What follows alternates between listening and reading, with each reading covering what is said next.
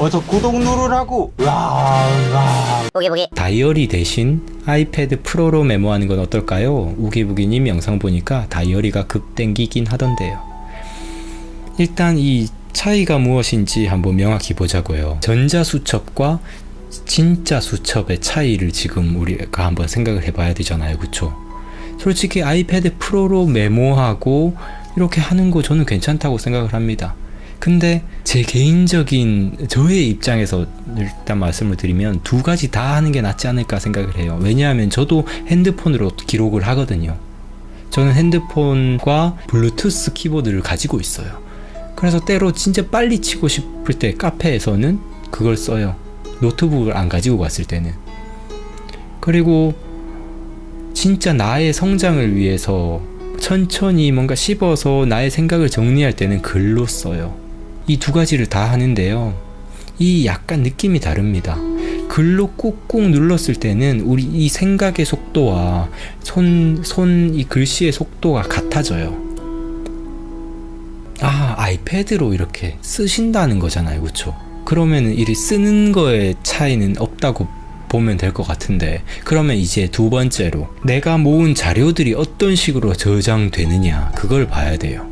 만약에 아이패드 프로로 내가 메모한 것들을 나중에 출력을 해서 따로 뭐 바인더를 만든다든지 이렇게 눈으로 볼 수 있고 만질 수 있는 것으로 만들지 않는 이상은 그 자료들이 계속해서 축적이 되는데, 어떤 식으로 축적이 되냐 하면 눈에 보이지 않게 축적이 됩니다.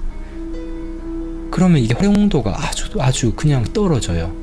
물론 그걸 자주 찾아보고 이 안에 뭐가 들어있는지 자주 본다면야 달라지겠지만 그게 쉽지가 않아요. 이 디지털과 아날로그의 차이가 뭐냐 하면, 디지털은요 너무 편해요. 편한데 노력이 조금 덜 들어가면서 이 에너지를 덜 쏟게 됩니다. 이게 장점이기도 하지만 단점이기도 해요. 내가 아날로그를 조금 더 계속 키우고 모으는 작업들은요 더 고생이 많이 들고 에너지가 많이 들지만 그만큼 나의 성장에 조금 더 도움이 되는 경향이 있어요. 당연히 활용도 면에서는 더 빨리 찾고 뭐 글자를 찾는다든지 뭐 이거 안에서 어떻게 뭐 이거 수정을 한다든지 이런 거는 디지털이 훨씬 더 편하죠. 둘 다 장단점이 있습니다. 그래서요 디지로그라고 하잖아요. 둘 다 활용을 해주는 게 저는 중요하다고 봐요. 우리가 이제 이 현대를 살아가기 위해서는요 절대 디지털만이 답이다라고 생각해서도 안 되고 아날로그만이 답이다라고 이렇게 구시대적으로 생각할 필요도 없고요. 둘 다 장단점을 잘 사용해주면 아주 자신의 삶의 성장에 도움이 되는 좋은 도구가 될 수 있습니다. 일단 눈으로 볼 수 있는 자료들이 아날로그로 이렇게 축적이 되었을 때의 장점이 뭐냐면요, 예를 들어 제가 바인더 소개를 해드렸잖아요. 이런 바인더들이 한 권 한 권씩 쌓였을 때 내 눈에 이렇게 확실히 손에 이게 묻어나면서 뭐가 어디에 있는지 바로바로 확인을 할 수가 있어요. 근데 디지털로 저장된 자료들은요 내가 그게 떠오르지 않는 이상은 계속해서 죽어버리는 자료가 돼요. 이거는 제가 에버노트를 사용하면서 조금 경험을 해본 사실입니다. 제 에버노트에 정말 엄청난 자료들이 들어가 있거든요. 제가 이 자료 수집에 쾌감을 느끼는 약간 좀 변태 같은 성격이 있어가지고 그 막 온갖 것들을 모으는 그 재미를 가지고 있어요. 예전에 막 중국어 공부할 때는 중국어 자료들 진짜 막 이쪽 저쪽 찾아다니고 퍼나르고 제가 정리하고 문법 정리하고 뭐 회화 자료 정리하고 막 그게 정말, 제가 예전에 중국어 자료만 따로 인쇄를 해보니까 A4로 글씨를 좀 작게 했는데도 1000장이 넘어가더라고요. 그래서 그거를 예전에 한번 인쇄를 하다 포기한 적이 있는데 아무튼 그 많은 자료들이 그 안에서 내가 찾아보지 않는 이상은 죽어버려요. 이거를 전체적으로 짜집기 하거나 한번 이렇게 훑어보는 게 좀 힘들어집니다. 그래서 그런 부분에 있어서는 디지털의 단점이 돼요.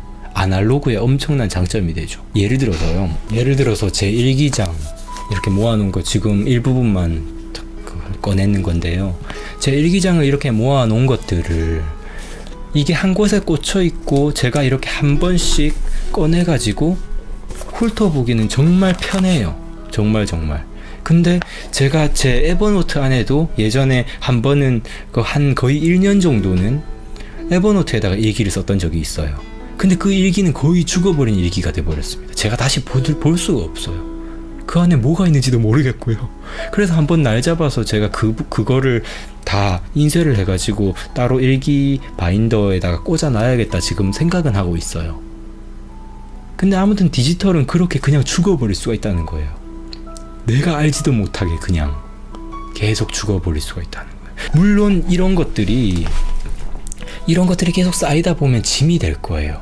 근데 이게 만약 나에게 내 삶의 궤적을 설명해 줄 수 있는 아주 중요한 자료라면, 그러면 저는 아날로그로 만들어 놓을 필요가 있다고 생각을 합니다. 그리고 자신이 어떤 종사하고 있는 어떤 분야가 만약에 예를 들어서 만약에 제가 중국어 종사자라고 할 수 있을까요, 제가? 저는 그렇게 불리고 싶지 않은데 만약에 제가 그렇다면, 그러니까 저는 중국어 자료들을 아날로그로도 어느 정도 만들어 놓은 게 있어요. 그래야 이게 제 손에 이렇게 빨리빨리 찾아보고, 그리고 사전도 제 손을 탄 사전을 보는 게 제가 되게 편하거든요. 물론 효율 면에서 빨리 찾고 빨리 저장하고 더 쉽게 활용하는 면에서는 디지털에 엄청난 장점이 있지만, 그렇지만 이 인간의 의식을 계속해서 성장시키는 데 도움이 되는 건 아날로그만큼 따라올 수가 없다는 걸 저는 제 개인적으로는 생각을 합니다.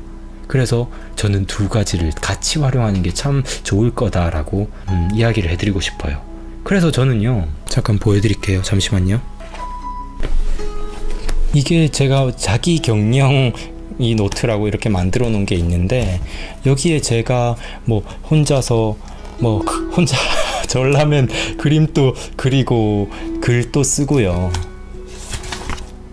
이렇게 이렇게 마인드맵도 만들고 옆에 글도 쓰고 이렇게 기록을 해 놓는 게 있어요. 막 그림도 그리고 이런 게 있는데, 이거는 제가 지금 아날로그로 만들어 놓은 거죠. 근데 중간에 보면은 이런 것도 있어요. 어떤 게 있냐면 이렇게 디지털로 만들어 놓은 것도 있습니다. 이렇게 디지털로 만들어 놓은 것도 있어요. 제가 저의 자료들을 디지털로 만든 걸 인쇄를 한 거죠. 뭐냐면 디지털로 만들어 놓은 걸 아날로그로도 같이 만들어 놓는 거예요. 이러면 이게 둘 다를 활용을 하는 거죠. 단순히 내가 나는 아이패드 이거 사용하니까 이것만 해야 돼, 이렇게 생각하는 게 아니라 사실 살아가는데 도구가 얼마나 많습니까? 삶의 도구들, 삶의 성장에 도움되는 도구들. 그 장점만을 잘 활용해서 여러 가지를 함께 사용하면 좋을 것 같아요. 답변이 도움이 되었으면 좋겠습니다.